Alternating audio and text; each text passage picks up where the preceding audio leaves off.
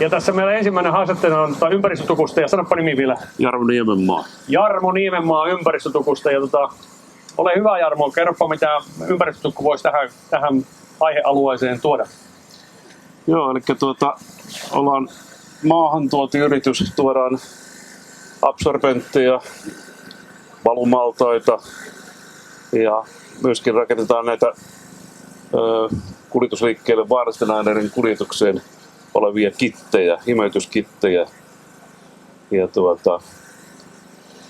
tietenkin merellekin löytyy sitten, kun siellä jotain sattuu, mutta päivän teema kuuluu tämä vaarallisten aineiden kuljetus, niin siihen meillä on kyllä hyvät lääkkeet. Kuulostaa just siltä, että te olette ihan oikeassa paikassa. Mitäs teillä tuossa nyt näytteille asettelussa tänään on esillä? Minkälaisia asioita teillä on siinä? Me ollaan tuossa pienellä kitillä lähdetty liikkeelle, eli siinä on ihan imeytysmattoa lähinnä ja sitten tuonne tilapäisvalumaallas, mikä menee pieneen tilaan. Eli voidaan nyt, jos sanotaan vaikka joku polttoainerekka tai muu, niin semmoinen menee hyvin pieneen tilaan. Silläkin saadaan sitten jo yli 200 litraa kiinni sillä pelkällä tilapäisaltaalla.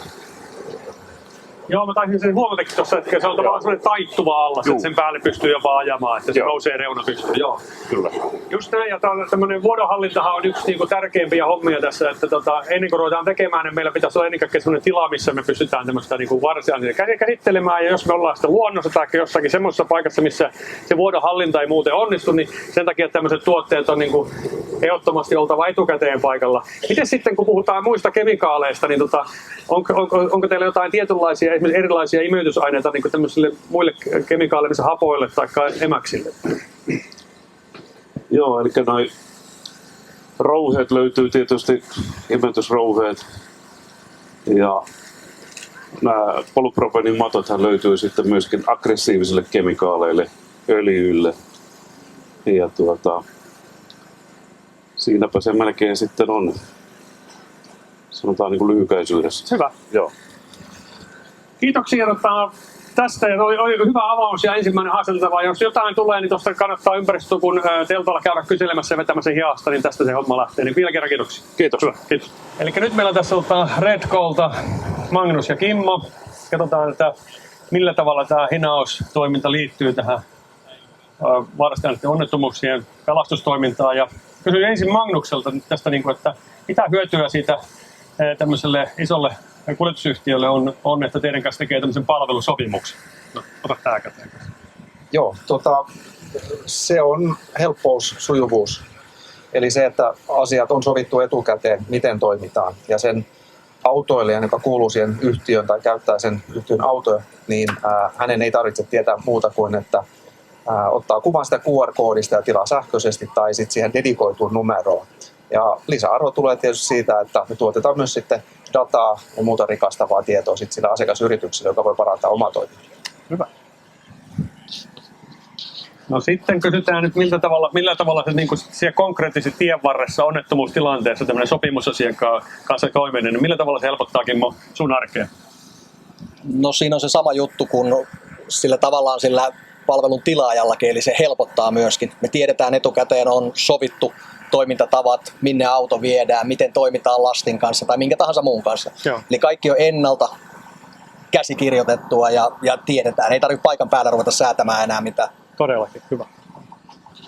Kiitos. Mä itse asiassa vielä kysyin tuossa luentoisuudesta uusissa henkilöautoissa. Eli kerrotko vielä vähän siitä, että miten se toimii, että auto soittaa teille suoraan ilmeisesti palvelukeskukseen?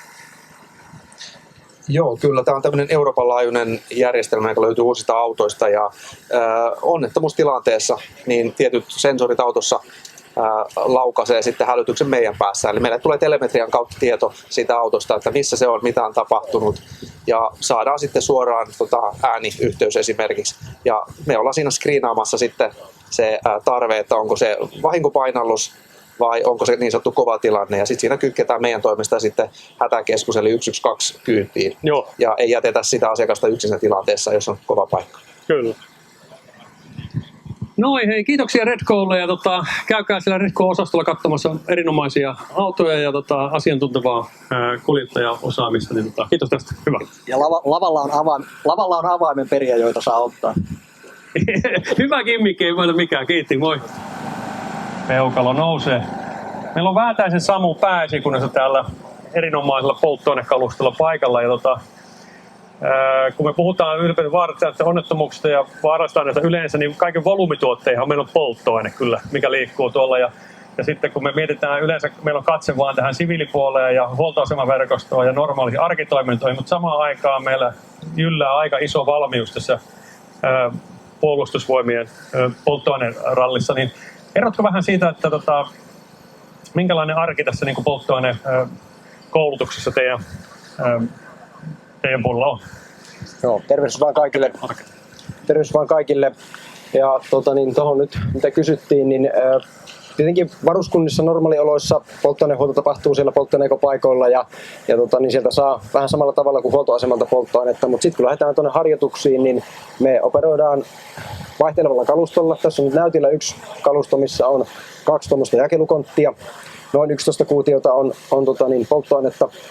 Mahdollista varastoida, toki nyt kontit on tyhjiä, mutta noilla mennään tuonne maastoon ja tuo kontti on semmoinen, että sen voi jättää sinne maastoon ja sillä pystyy operoimaan ilmaista ajoneuvoa tai perävaunua ja karkeasti ajateltuna siten, että sinne voi kuljettaja tulla, tehdä temput, tankata ajoneuvoa ja poistua siltä. Toki näissä meidän normaalieloharjoituksissa, niin kyllähän siellä se täydennysmies osasto sieltä huoltokomppaniasta on sitten tankkaamassa sitä joukkoa ja huolehtii sitä polttoainehuollosta siellä harjoituksessa.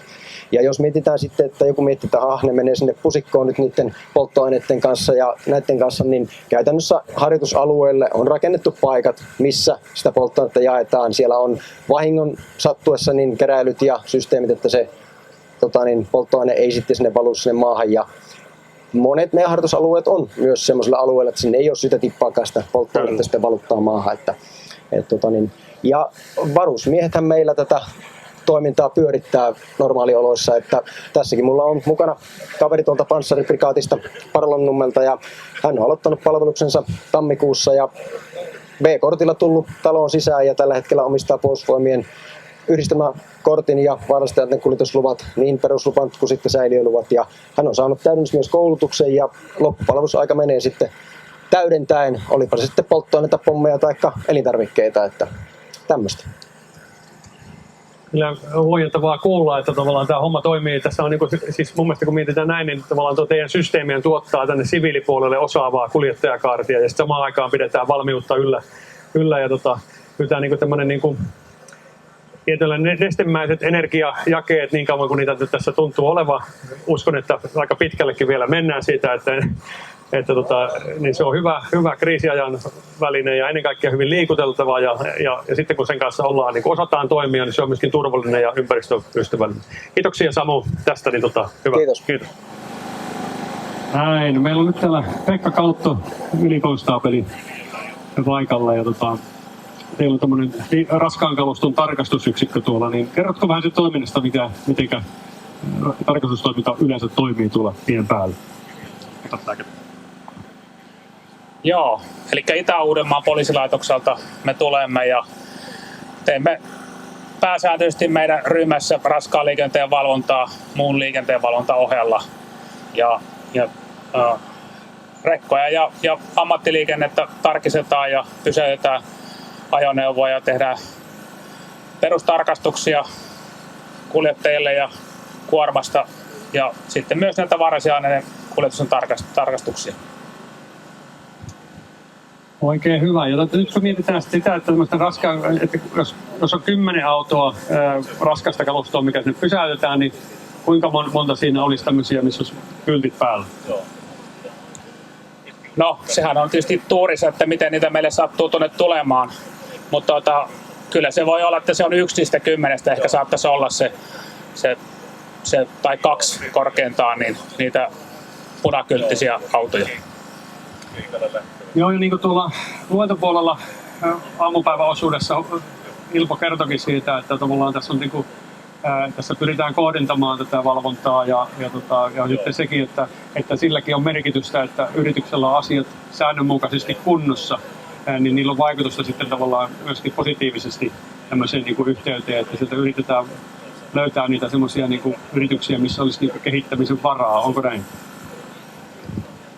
Kyllä juuri näin, että liikenteenvalvonnassa niin kuin poliisitoiminnassa yleensäkin, niin pyritään siihen tietojohtoiseen toimintaan, että siellä valvotaan, missä oletetaan eniten rikkeitä olevan ja yrityksiä, joita tiedetään, että asiat on kunnossa, niin ei välttämättä samalla tavalla tule sitten pysäytyksi ja tarkastuksi ainakaan niin usein.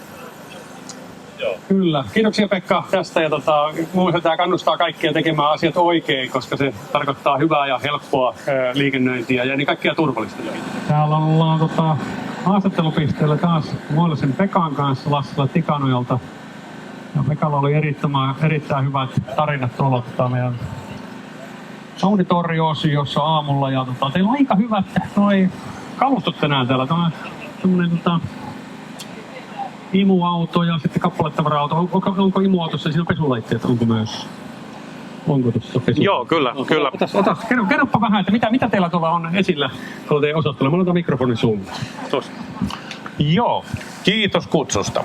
Eli siellä on meillä tosiaan tuo ADR hyväksytty alipaineellinen jätesäiliöauto, eli säiliöauto vaan suomeksi. Sillä voidaan pestä, siinä on myöskin vesisäiliö, 2000 litraa, voidaan pestä esimerkiksi asiakkaiden säiliöitä ja imeä sitten vaaralliset aineet pois. Sitten meillä on tämmöinen kappaletavara-auto, sähkökäyttöinen. Ja sitten on erilaisia vaarallisen pakkauksia, mistä ehkä mielenkiintoisimpana löytyy tuo litium-akkujen kuljetuspakkaukset. Siellä on suurikokoinen turva-astia, on sitten keskikokoinen. Ja sitten jos haluatte nähdä, niin siellä löytyy myöskin kauppaliikkeissä on totuttu näkemään pahvilaatikko, mihin paristoja kerätään. Niin nyt tulee aivan uuden tyyppinen turva-astia. Eli niitä tulee noin 13 000 keräyspisteeseen, niin sitä voi vaikka käydä tutustumassa. Okei. Kiitos. Erittäin otin hyvin ton tärkeä asian toi litium-battereiden miksi me sanotaan, se on niin kuin normaali kuluttajakeräys. Joo, ja sitten voidaan arvata, kuinka hyvin kuluttajakeräys toimii, niin siinä on varmaan puutteita, jolloin se keräysvälineen pitää kestää, jos siinä häiriötä tulee. Me ollaan Rikun kanssa pitkään haaveiltu, että semmoinen järjestettäisiin asianmukaisesti tämmöinen litium-paristojen keräys, ja nyt se tulee, niin näin tämä pikkuhiljaa kehittyy. Kiitos Pekka tästä ja pyydän kaikkia kävijöitä käydä katsomassa, mitä siellä Lassila Tikanojan pisteellä on ja tutustumaan tähän palvelutarjontaan, mitä niin. Kiitoksia. Kiitoksia. Kiitos.